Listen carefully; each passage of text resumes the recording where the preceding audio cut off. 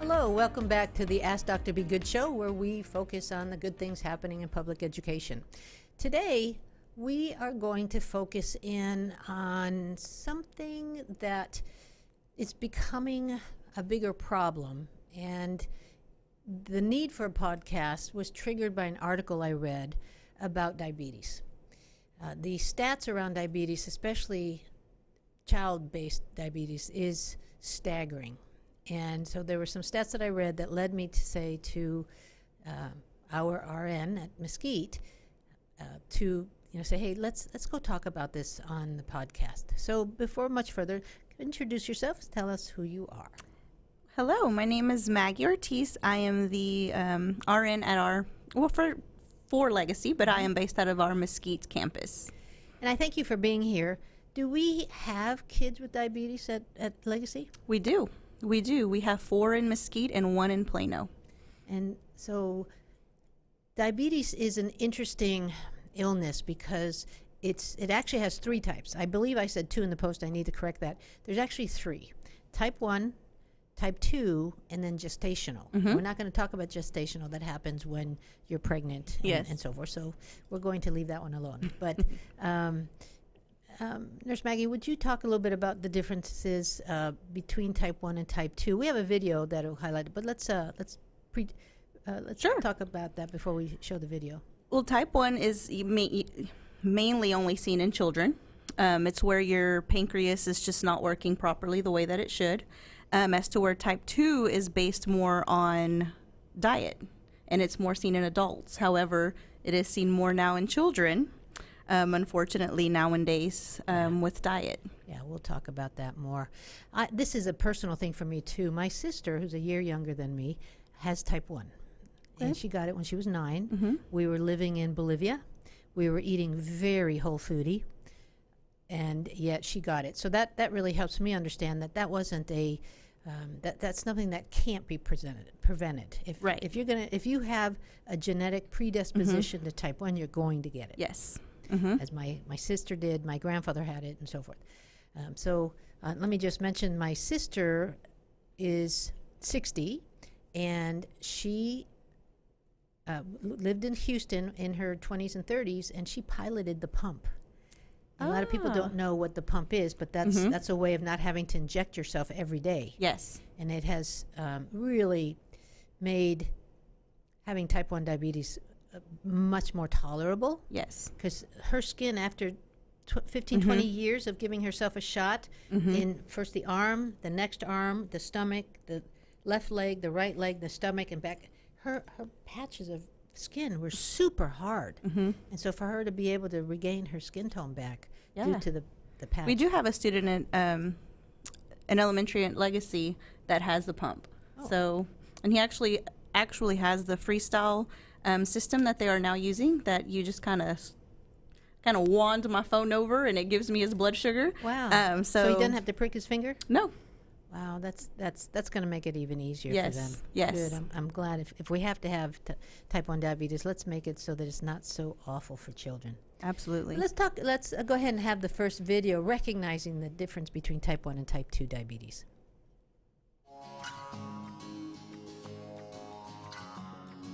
26 million people have it, and millions more are expected to get it. But the truth is, most of us could avoid the predominant form of diabetes. There's different classifications of diabetes. Most of the people in the United States that have diabetes have type 2 diabetes. It used to be called adult onset diabetes. The less common form is type 1 diabetes, which is naturally occurring. Type 1 is an autoimmune disorder which used to be called juvenile diabetes, since it's most often diagnosed in children and young adults.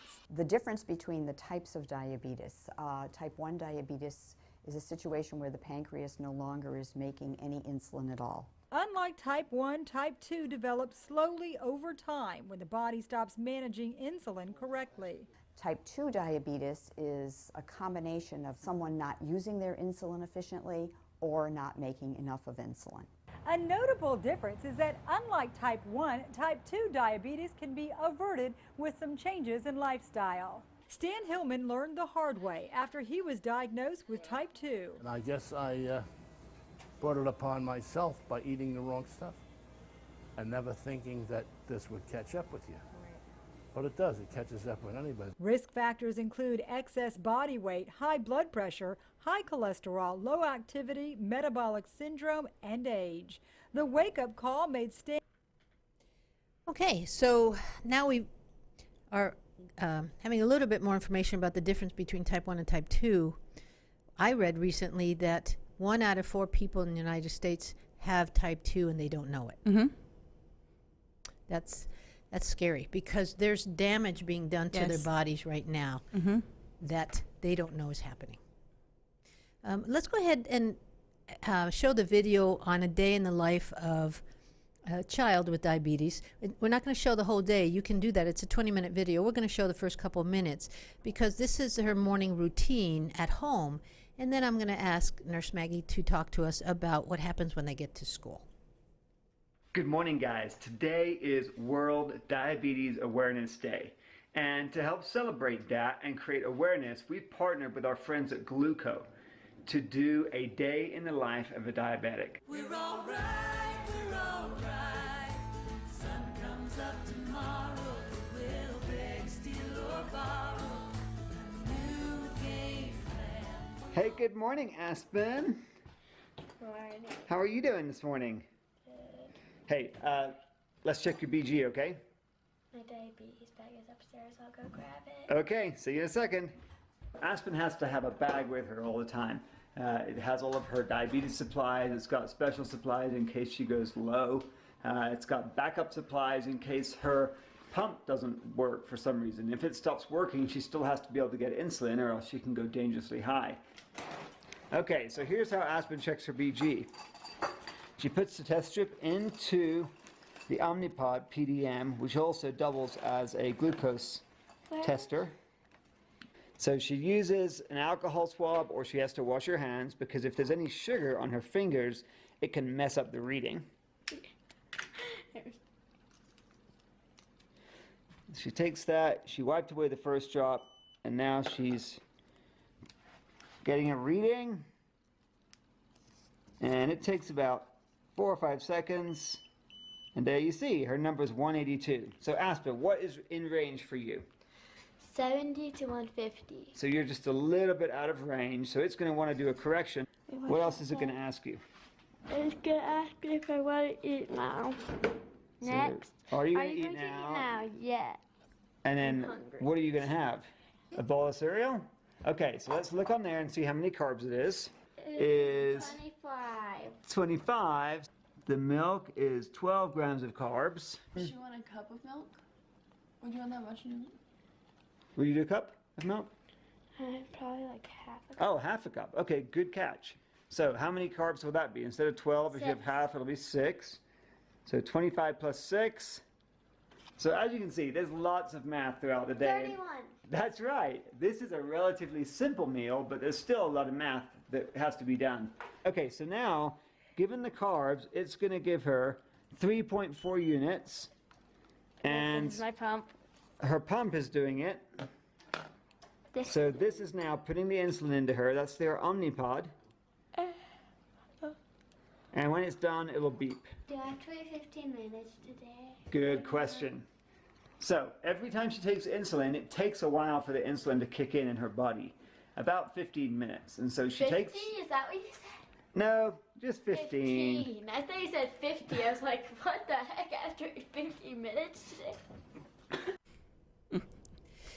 All right, so you see that there's a lot of work that is done in the morning before they get to school. Yes. What happens when they hit school? Not much changes. I actually have a student that has a system very similar to that, and when they get to me, they've usually already eaten breakfast. Parents take care of that, just like this young lady's. But I make sure that the teachers are educated as far as any type of snack, any type of food, anything that they're going to eat or drink.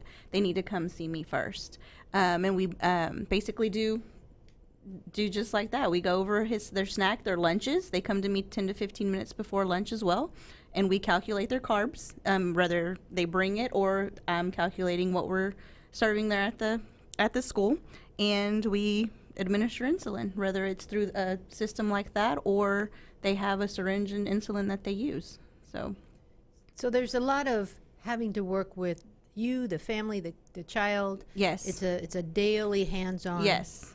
All of us have to be on the same page. I think the hardest is the kiddo because they're young. Yeah. But yeah, it works pretty smoothly. Parents are on board, student and myself, as well as their doctor. So yes. Mm-hmm. Okay. So that's the reality of school today. Mm-hmm. That we're going to have kids with type 1 diabetes, and that we have to work with the parents, with the child, and the doctor to make sure, because there are serious repercussions if things go poorly. Yes. Yes. Even you mentioned one child got the flu last year, and just things went haywire. Mm-hmm. And he was pretty controlled, and just something like the flu can cause that to get out of whack and have them checking it again and insulin again, but it can always be monitored as long as they're doing what they're supposed to. All the adults around them are doing what they're Exactly. supposed to. Right. Super. So let's go into a little bit more deeply into diabetes type 2. And the reason I say that, again, the stat that I read in the article had to do with a study they did of a group of 8th graders, a grade level, and a very high percentage of the kids all had pre-diabetes. So they're well on their way to getting type 2 diabetes. Talk a little bit about the name change of type 2. So it actually has gone from an adult only diabetes to now children from even the ages of 10. Just in here in America, 1/3 of American youth is now considered type 2. Whether they know it or not. Right, exactly. And there's that hidden factor that we're trying to bring to people's attention.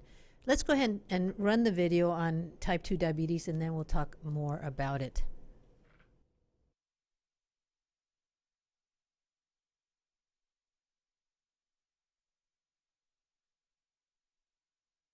When you have type 2 diabetes, your blood sugar level is too high.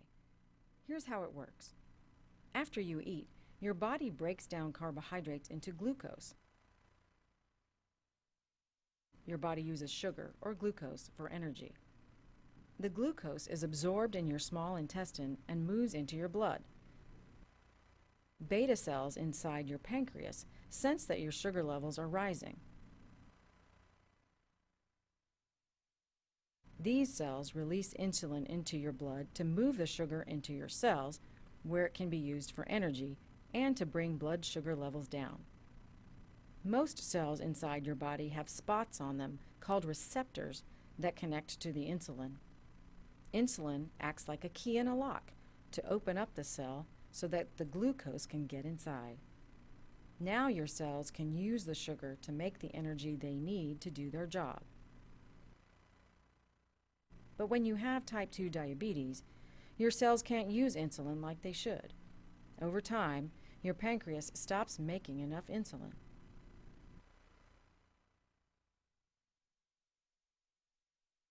If you have insulin resistance, the insulin cannot unlock the cells to let glucose in because the locks don't work.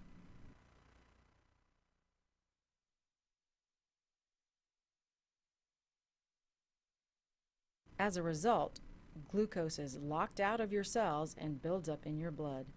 That leads to high blood sugar or hyperglycemia. To help bring blood sugar down, your pancreas makes more and more insulin. Your overworked beta cells try to keep up with the demand, but as time goes on, they can't make enough insulin, and your blood sugar stays high. All right, so that gave us a little bit more of a scientific slant to type 2. How would we know? you said something sort of scary. You said a third of kids have type 2 diabetes. Some know it and some don't. What kind of symptoms are we looking for? I always go with 3 big ones: increased thirst, increased hunger, and increased urination. Those are the 3 big ones. However, there are some, like in children, wetting the bed at night, anxiety, mood changes. Those are also some symptoms that you want to look for. But yes, excessive thirst is a biggie, as well as excessive hunger and urination. Yeah. Now, what can a parent do, now that we've scared some parents, what can a parent do to see if their child has pre-diabetes or type 2 diabetes? I mean, if you've noticed any of these symptoms in these kiddos, I would recommend getting into their pediatrician. Something as easy as a finger prick to check their blood sugar is what it takes to kind of see if they could be. And then from there they go on to, blood work and things of that sort. But just a quick visit to the doctor and letting them know what your concerns are. Now, when I asked you to be on the podcast, what research did you notice that said how we can prevent type 2 diabetes in children? Activity and diet are huge. Just going out for a walk with your kiddos in the evening and just making sure that they're eating the right things, less processed foods. I know that we're always on the go. I know that's just the way parents are nowadays, and picking up a quick burger sounds easy and quick, but it really is doing a disservice to our kids. So, eating well, activity, maybe putting them in a sport if time and money allows, that would be great. But if not, just something as simple as going to the park and keeping them active. Yes, we have done previous podcasts about nutrition, and really this is part of it. This is what happens when you take some nutritional shortcuts. And so we do need to, again, be able to tell parents some strategies in how to have a healthier lifestyle. So let's talk about breakfast. I know that cereal is a go-to, but if I were queen of the world, nobody to have cereal ever again. No, lots of carbs, sugar. Yeah. And so if we don't eat cereal, what do we eat instead? Fruit, homemade granola. Oh my gosh, fruit would be my go-to. We talked about a couple. So we talked about whole wheat bread, marmalade with and I'm calling it marmalade, jam, jelly. That's low sugar or no sugar. It's completely natural, with fruit, so that there's some substance there. How about lunch? What are some good lunch? Oh, let's see. Vegetables, grilled chicken,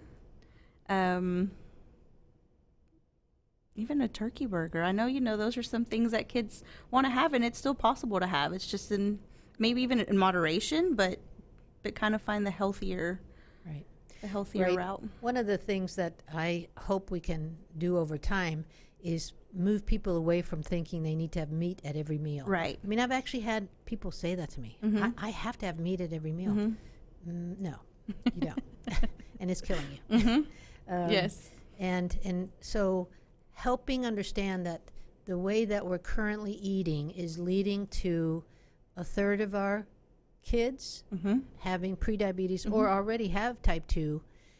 And something I read was that, and I may have mentioned it previously, but I'll say it again because it's that important. People who have type 2, children and adults who have type 2 diabetes and don't know it, are still getting the damage from it. Yes. So can you speak to a little bit of the damage that they might be? Oh my goodness, kidneys. It's bad on your kidneys. Not knowing about things like that or not managing it well can lead you to dialysis at a young age. Your vision. Yeah. That's another big one with diabetes, blurred vision. Those are the 2 big ones that come to mind, but there's so many. Or your nerves. You have your You have neuropathy. Yep. So many things. So let's see. We've got the lunch, and it can still, you can still do, for example, peanut butter and jelly. It just looking at each of those, making sure that your bread is low sugar and whole grain, that your jelly is a more natural jelly with low sugar, because they add sugar.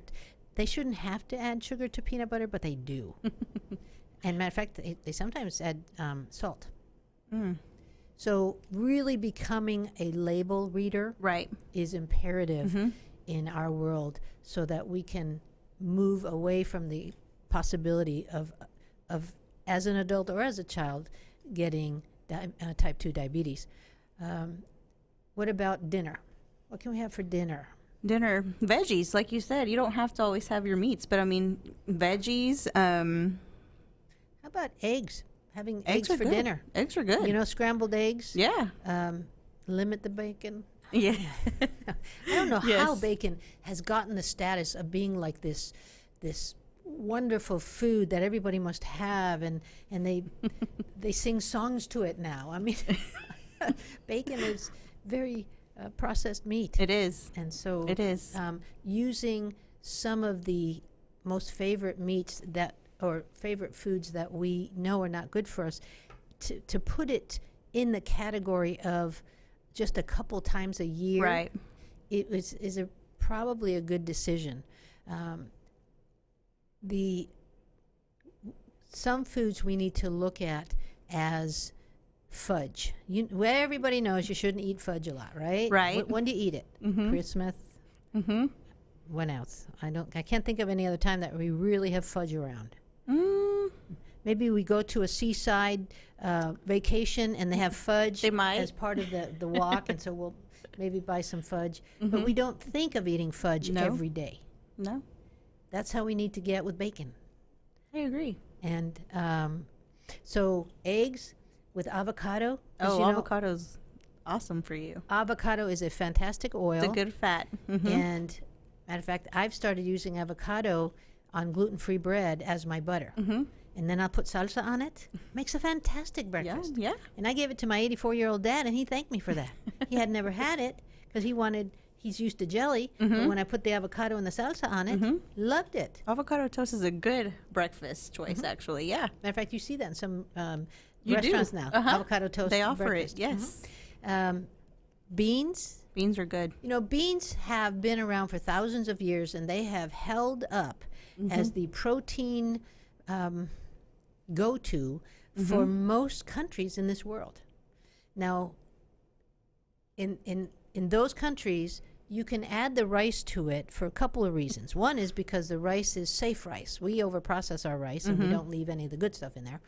And we also have so many other carbs in our life that's just another carb. But in a, I hate to say a third world country, but that just relies on beans and rice. That's a good filling meal. It is. And it gives them enough protein, enough carbs to have that life that they need to toil and harvest and so forth. So I would encourage more beans, more lentils. I'm trying to think of meals that I now live off of and enjoy. I will take, wild and crazy, but I will take a head of cauliflower. I'll slice it so that I have cauliflower slices. I call them cauliflower steaks.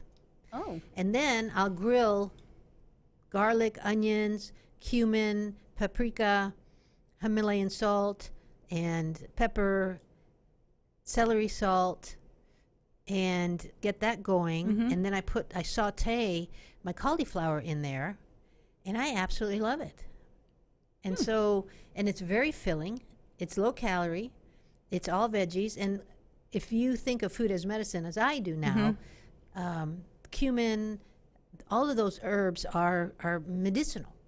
And so encouraging all of our families to look at herbs and other long-time cooking practices from their culture might be a good idea, and it would be fun. I mean, let's say that you're Hispanic and you're from, let's say, Mexico. Okay. And so you're saying, you know what, I need to learn how to cook black beans again, and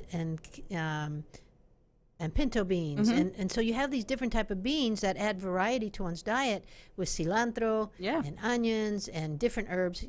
Matter of fact, go ask Grandma, right? Don't put the lard in it, though. Find something else to put in there. Even my dad now, he grew up in Mexico, and he's huge on his pinto beans. Like every day for work, that's what he takes, a bowl of pinto beans with some onions on it, and he's good to go. So it is crazy what you would learn. We really need to summarize this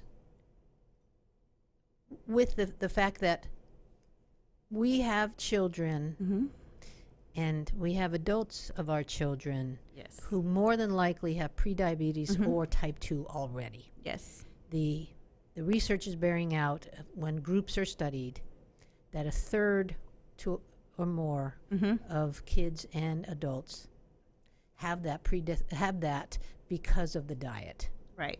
And so it's not and exercise. You can't just eat right and sit still in front of the TV. Exactly. It's a combo of exercise and diet so that you can get your body functioning again. Get your pancreas functioning correctly. Yes. So that it doesn't lead to a breakdown of your kidneys and other organs. And if you need more information on how to eat right, we have previous podcasts that you can search and get information on eating healthy, exercising, lots of ideas so that this serves as a wake-up call for our families. If you're already doing everything that we've said, congratulations. And, keep doing it because, as I said in a previous podcast, we're trying to get all of our families to a lifetime maintenance food plan. Because if you eat poorly now, your body will make you pay for that in 20 to 30 years. When you see people with the cancers and the inflammation and the high blood pressure and the fluid around the heart, that's all from years and years of poor eating. Yes. So I hope that you will think of this podcast the way it's meant, and that is as a wake-up call, not as a gloom and doom. But we love our families, we love our children, and we want to do what's best for them and get the most important nutritional information to you all so that we can continue having happy, healthy families at Legacy. Absolutely. So having said that, we've come to the end of our podcast, and Ms. Ortiz, I can't thank you enough for being part of it and No for problem. helping keep our kids healthy. Absolutely. Thank you for tuning in to the Ask Dr. Be Good show. For more information on Legacy Preparatory Charter Schools, visit our website, legacypca.com, or call 469-249-1099. And remember to like us on Facebook, where we stream live weekly Tuesdays at 3 p.m.